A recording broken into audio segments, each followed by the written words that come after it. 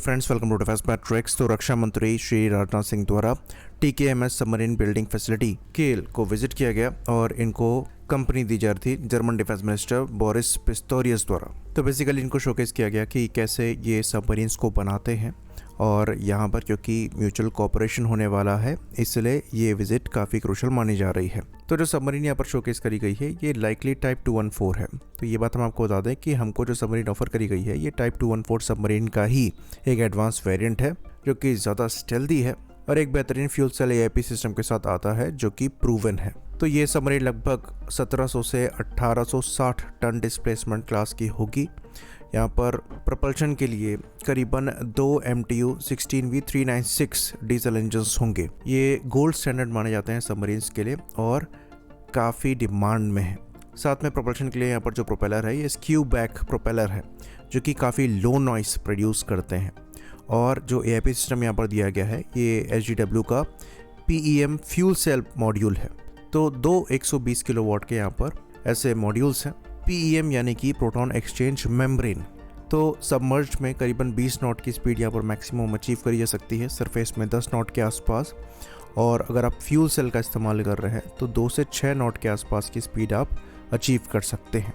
तो अगर सरफेस्ड है तो कहा जाता है कि आप आराम से ऑलमोस्ट 20,000 किलोमीटर की रेंज अचीव कर सकते हैं। लेकिन अगर सबमर्ज्ड है तो करीबन 780 किलोमीटर की रेंज अचीव करी जा सकती है।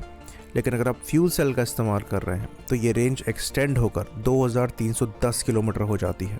पर यहाँ पर जो आपकी स्पीड है ये अफेक्ट होती है। करीबन अगर आप बैटरी पर चल रहे हैं जिसमें आपको 780 किलोमीटर की रेंज मिल रही है तो आपकी स्पीड 15 किलोमीटर पर आवर होगी। लेकिन अगर आप फ्यूल सेल पर हैं जहाँ पर आपको 2310 किलोमीटर की रेंज मिल रही है यानी कि दुगने से भी काफ़ी ज़्यादा की मिल रही है तो आपको स्पीड कम करके 7 किलोमीटर पर आवर की करनी पड़ेगी। मिशन एंड्योरेंस आपको ऑलमोस्ट 12 हफ्तों का मिल जाएगा। और अगर आप स्नॉर्कल यूज़ नहीं कर रहे हैं तो 3 हफ्ता आप पानी के अंदर रह सकते हैं, जो कि सिग्निफिकेंट है किसी भी डीजल इलेक्ट्रिक सबमरीन के लिए। तो ये बात हम आपको बता दें कि diesel electric submarine generally quieter होती हैं एक न्यूक्लियर अटैक सबमरीन से, इसलिए ज़्यादा डेंजरस मानी जाती हैं। तो इनके लिए जो सबसे बड़ा इशू है ये इनका सबमर्ज्ड एंड्योरेंस है, क्योंकि ये बैटरी पार्ड होती हैं तो इनको ऊपर आके बैटरी चार्ज करनी होती है और एआईपी सिस्टम इसी ड्यूरेशन को एक्सटेंड कर देता है जो कि इनको और भी ज़्यादा डेंजरस बना देता है। और जर्मन एआईपी सिस्टम प्रूवन है और काफ़ी एडवांस है, इसलिए यहाँ पर एआईपी टेक्नोलॉजी भी जर्मनी से देखी जा रही है।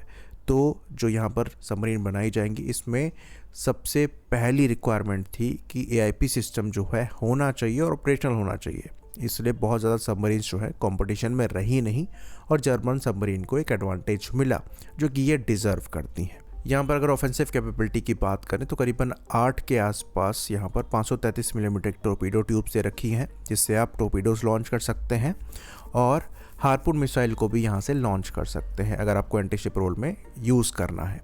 बाकी इंडिया द्वारा भी सबमरीन लॉन्च क्रूज मिसाइल पर काम किया जा रहा है जो कि टोरपीडो ट्यूब से ही लॉन्च होने में सक्षम होगी। तो फ्यूचर में इनका भी इंटीग्रेशन यहाँ पर होगा।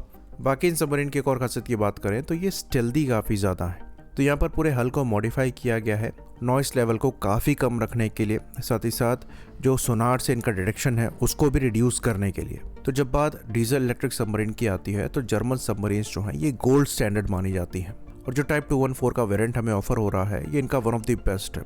बाकी प्राइस को लेकर डेफिनेटली यहाँ सवाल उठने वाले हैं क्योंकि बहुत ही ज़्यादा एक्सपेंसिव डील है। $8 बिलियन में आप खाली 6 सबमरीन्स ले रहे हैं और ओरिजिनली जब ये प्रोग्राम स्टार्ट किया गया था तो ये अमाउंट इससे आधे से भी कम की थी। अब हम ऑलमोस्ट दुगना से ज़्यादा पे कर रहे हैं। इसके पीछे रीज़न हम खुद ही हैं। बीच में सप्लाई चेन इशू की वजह से जो प्राइस है उसमें बहुत बड़ा हाइक आया है और ये हर जगह वैलिड है। ये जर्मन सबमरीन है इसलिए एक्सपेंसिव नहीं है। अगर आप प्राइस देखेंगे जो हमें ऑफर्ड 3 एडिशनल स्कॉर्पियन सबमरीन्स थी जिसके साथ हम आगे नहीं बढ़े तो वहाँ भी इनिशियल डील से काफ़ी ज़्यादा प्राइस हाइक है। खैर अब धीरे धीरे इन डिफेंस इक्विपमेंट्स को बाहर से अफोर्ड कर पाना काफ़ी ज़्यादा मुश्किल होता चला जा रहा है और इसलिए नीड एग्जिस्ट करती है कि हम डोमेस्टिक R&D पर अच्छा खासा स्पेंड करें। और अब ऐसे एडिशनल पैसा देने से बेहतर है कि डोमेस्टिक कैपेबिलिटी का इस्तेमाल करते हुए ये इंडिया में ही बिल्ड किए जाएं। तो लाइकली ये सबमरीन्स लास्ट इंपोर्ट होंगी, इनके साथ टेक्नोलॉजी भी हमें मिलेंगी और अब ये सबमरीन्स इंडिया में ही बनाई जाएंगी। आई होप इन्फॉर्मेशन यहाँ पर क्लियर रही हो। इसी बात पर इस वीडियो को हम ख़त्म करेंगे। लाइक करिए, सब्सक्राइब करिए। जय हिंद।